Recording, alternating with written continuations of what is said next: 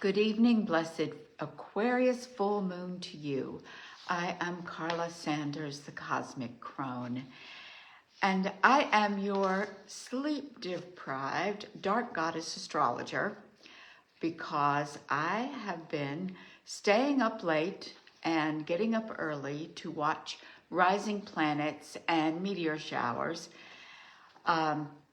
because that's what I do. And tonight, I might catch up on sleep because I think the geomagnetic storm is over. There won't be any auroras, but we'll see. So guess what? Within about 10 hours in the morning at 3:44, about an hour before dawn, the full moon in Aquarius. And oh my goodness, this is, there is so much energy here. Let me backtrack and get grounded. We mark the alignments of our nearest relatives in the astrology in the sky, the sun and the moon, when they come together as new moon or stretch opposite each other compared to us as full moon, we mark them as portals. That alignment creates an energy that opens up. And if everything is aligned with the sun, moon, and earth so that we have an eclipse, then you have a really strong portal, super strong. So I bring that up because I have been thinking about what is the nature of portal? What do we even mean? Especially when, oh gosh, every time I open something on social media, they're talking about portal. It's kind of popular to think about portals. Do you suppose we wish we could just open the magic wardrobe and step into Narnia sometimes? Well, some portals are pleasant, but most portals are anxiety producing because they challenge our status quo and our neurology. So a portal is a shift in awareness that allows you to make a decision, take a new action, change some beliefs or thought patterns, open to new possibilities. And portals, almost always, even the astrological ones, engage our discernment, our decision-making, our choice, our awareness. We stand at portals and we are very much aware of what's going on, and we don't necessarily know what's on the other side of the portal. We don't know if what we want, is it going to be the lady or the tiger? Is it what we want or something that we're afraid of? It's being human, standing at a crossroads, a threshold, a portal, and saying, can I really do this? Do I really want to do this? How do I do this? So I offer that because I want to grant you some grace and agency as you stand before the portals in this fast-moving, intense world we're living in right now. And sometimes, some portals, especially eclipses, they sweep you up. They suck you through. And then you ride it. You just ride it. I'm going no matter what. And I have a feeling this full moon is one of those portals. And here's why. Fire and air. Fire and air. The sun is in Leo, the fieriest of fire signs, the heart fire, desire, and I amness. I am here. I belong here. I matter. I know what I want, and I'm going to have what I want. And I deserve what I want. And these are some of the essences of the sun, or Leo. Leo is ruled by the sun. And it's also very generous, heart-opening generosity. I'm going to have what I want, but it's not a selfish wanting. It is, I'll have it and so will you. And also, I'm very interested in you. Most of the Leos that I know are incredibly social and delightful. Some of my favorite people. Leo's sun, that is. So, this is Leo, fire and heart. And the moon is opposite in Aquarius. What Aquarius and Leo have in common is this social aspect. Leo is interpersonal, one-to-one, or even one-to-many, but it is personal relationships. I want to know who you are. I want you to know who I am. I am available. I offer myself. Aquarius is, excuse me, is about the collective, what is good for society. And it can be more intellectual, more mind-oriented. Air sign, air is mind and thinking and fast-moving energy, ruled by the ancient ruler Saturn, contemporary ruler Uranus. So it is about envisioning the big picture and making a contribution to that for the benefit of all. Very much what is good for the collective, what is good for society, what is good for my people, my tribe. So moon is there, and moon is there with Pallas Athene as a conjunction. So moon is there full of intuition and emotion and feeling, and all that brings up for us, passion even. Pallas Athene is there to say, be strategic, be grounded in your mind, be aware, have discernment and intellectual fortitude around what you are feeling. And that is something that's very important for us right now, because the world, what's going on in the world is designed to throw us off course. So we have this blowtorch of a sun and a moon, fire and air. And as I was looking at the chart, I began to see a forge. What does a forge do?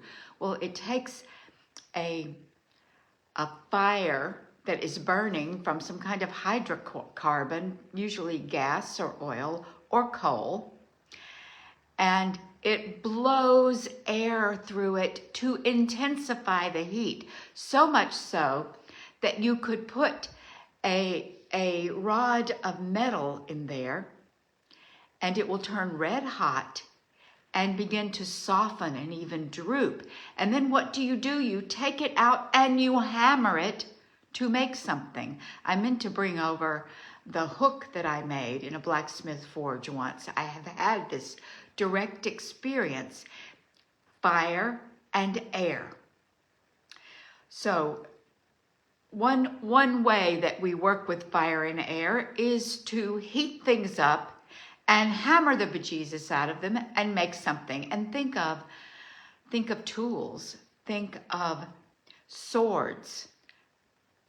I thought of swords into plowshares and spears into pruning hooks. That is from one of the Old Testament prophets, talking about shifting from the instruments of war and destruction to the instruments of feeding and nurturing and husbandry, farming, taking care of the land, interacting with the land. So that takes a forge, fire and air.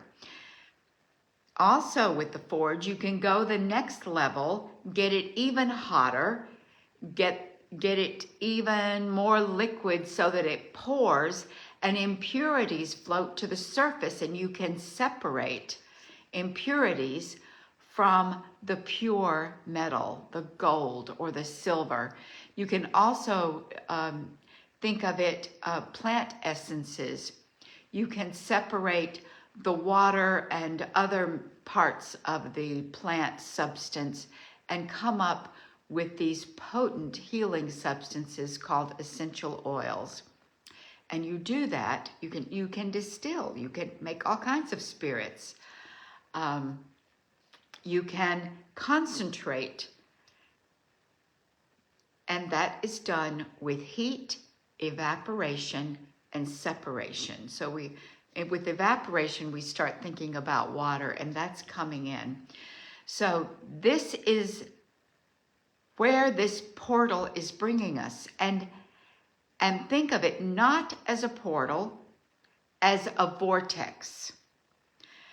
This is one of those energy moments in our year, maybe in our epoch, where there is a vortex, a fiery, hot, windy vortex that will draw us in.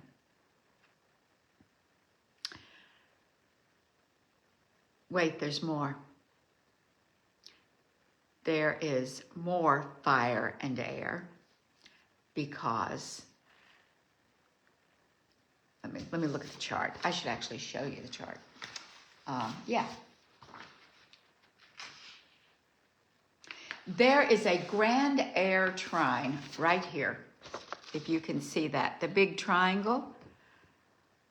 We've got Sedna and Uranus, Mars, and Pluto.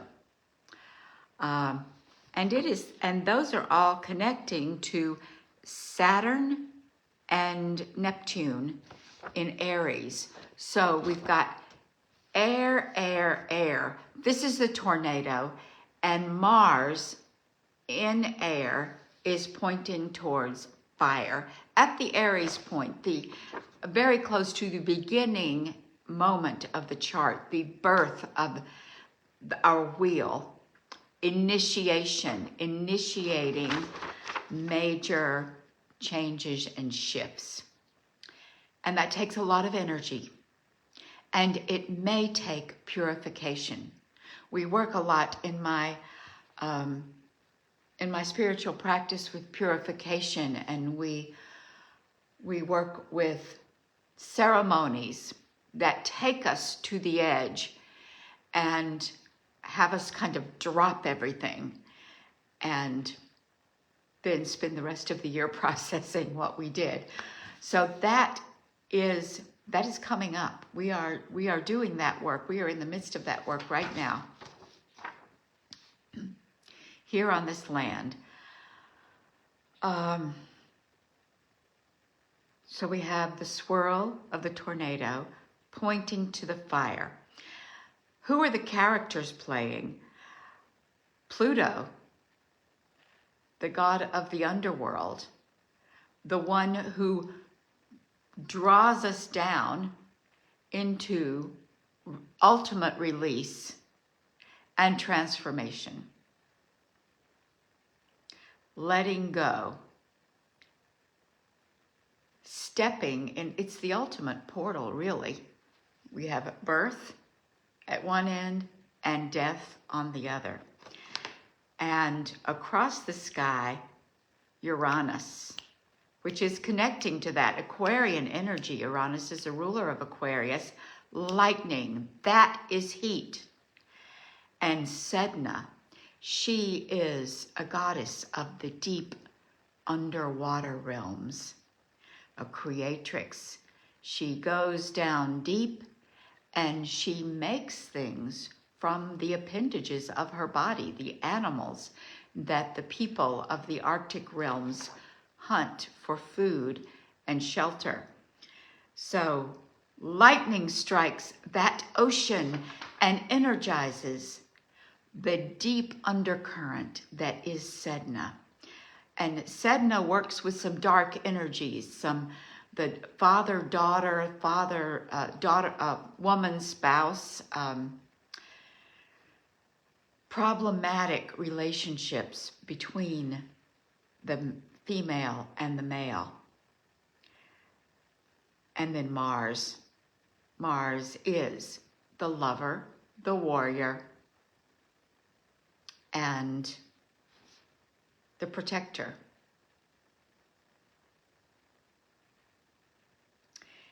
And he is focused, that pure essence of masculine energy, which is focused, that takes aim, that knows where the arrow, always the aim is true. The arrow goes to the bullseye. The sword hits its target. And the target in this case is a conjunction between Neptune and Saturn. And here is where that air and that fire, those two are in the fire. So what have we got? We have the clouds and the mist. We are beginning to bring water into this equation. We are beginning to bring the unconscious, the place that creativity and vision and also self-delusion and self-abnegation, self-denial, all of these things can rise up in that Neptune, because all of our powers come from the unconscious, but when they arise, they sometimes have freeloaders, hitchhikers of more negative, wounded places that emerge when we want to bring this unconscious part of ourselves conscious. Saturn is the container, the crucible. And so taking the fire of Leo, the fire of Aries, and the air, this vortex, tight vortex of Gemini, Aquarius, and Libra, at the very beginning of those signs, concentrating in the crucible and alchemizing what is going to be brought up into smoke and carried off into the ethers, into the cosmic compost heap. What is going to drip down, condense, and conserve as elixir, as medicine. That's one way of looking at it.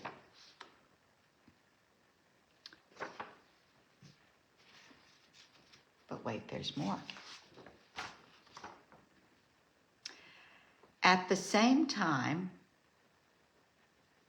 that we are bringing in water, more water now, because at the full moon, that would be this, sun, moon, there is a T-square between three goddesses, basically. There is an exact conjunction of Black Moon Lilith and Vesta. Vesta's a fire goddess, the priestess. She holds the sacred flame in our hara, our womb, our sacred erotic pool, our creative sexual center. Black Moon Lilith takes things from the void, brings it through that sexual center and out into the world. Juno, who is the queen of the goddess, she holds a very practical place. She's the queen of Olympus. She has a complicated story, but she has to do with marriage, the union of masculine and feminine in the divine marriage, social justice, money, and the initiation journey of the mature woman. All of these are here together in the dark, watery sign of Scorpio, the place that is underneath in the deeps. Talk about the unconscious, talk about descent, talk about going down and going deeper, deeper still, stirring things up, bringing things up through the blood and the bone, the earth, water, the unconscious, activated by fire and air. And these goddesses here are in conversation with a triple conjunction: Venus, Jupiter, and the star Sirius. Now, Sirius is interesting right now. I don't typically read it, but today is 8/8, and actually a tradition of my initiation, my priestess is a Kemetic priestess, and Sirius this was her new year. I did not fully embrace that tradition. I learned what I learned and received what I received, and I bring it into my own work. But I am not Egyptian or Kemetic, so I acknowledge that there is a potency here, an opening, an amplification. Sirius, Jupiter, expansion, abundance, bigness, and Venus, the goddess of love, also a signifier of abundance and plenty, luxury, pleasure. And in the body, she rules Taurus. She also rules Libra, relationship. So Venus is grounded. We see her. We feel her. I watched these two rise this morning at 3 a.m. Gorgeous, brilliant. So we have this expansive energy in the nest, the belly, the womb, the home, Cancer, where we know that we belong, where we gestate and come forth.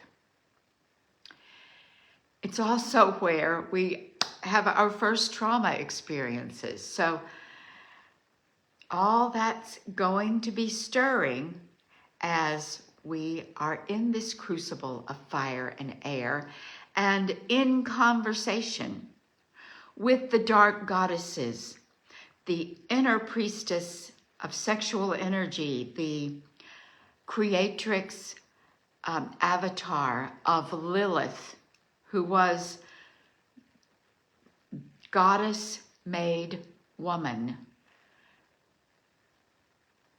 the creative emptiness brought down into earth, and reviled, demonized, disowned. She represents everything that we are struggling to reclaim through our healing process. Every portal takes us into another level of reclaiming Lilith. And Juno, very important goddess for our time. I have more to say about her. Personally, I'm having a Juno return.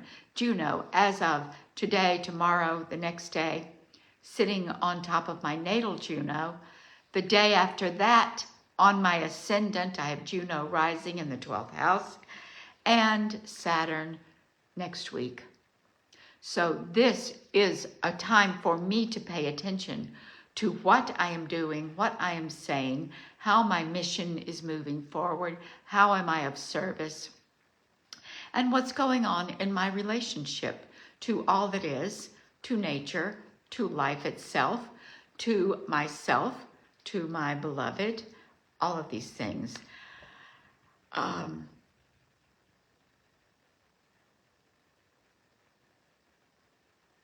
There is practically no earth in this chart, in this full moon chart. Algol, a star very far away, representing the demonized goddess, is in Taurus. The south node is in Virgo, and Ixion, who represents another deep, unconscious part of ourselves that we wish we could hide away and bury forever, in Capricorn. So what we are experiencing as we go through this next 72 hours and all the way towards the next new moon is be in the fire. Let it burn you. And be careful around real fire. We are having a drought in Maine, and there are wildfires to the north of us and out to the west of us and in Europe. Fire is ravaging right now. But for yourself, it is time to step into the forge and let the fire remake you. And recognize that with all of these planets, let's find the sun, everything that is opposite the sun is retrograde, plus Mercury, which is near the sun. So with all that retrograde energy, this is a time for forging the deep self, soul work, purification, visioning, and dreaming, desiring, getting in touch with desire and longing, which is divine guidance. It tells us what we are meant for. So that's happening inside.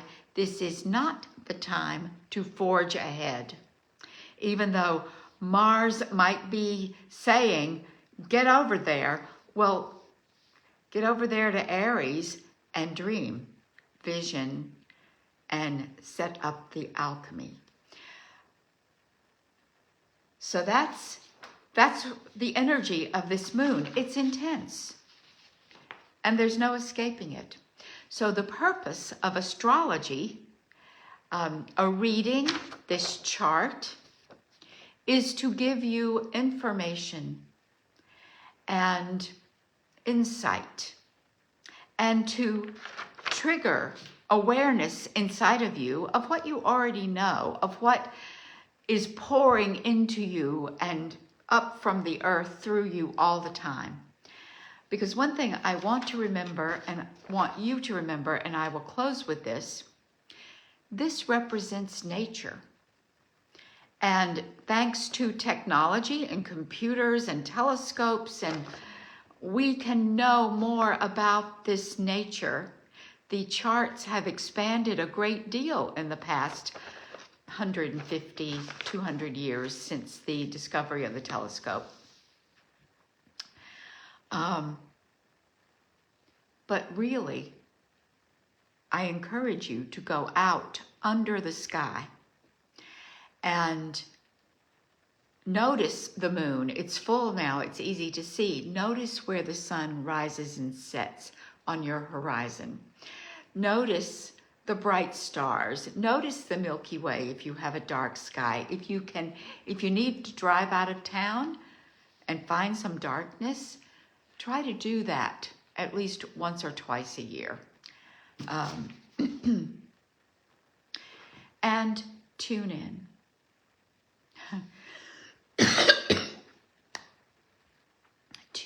Let this energy from the ancestors My teacher, Joseph Rael, talks about our relatives from other planets, our relatives from other galaxies.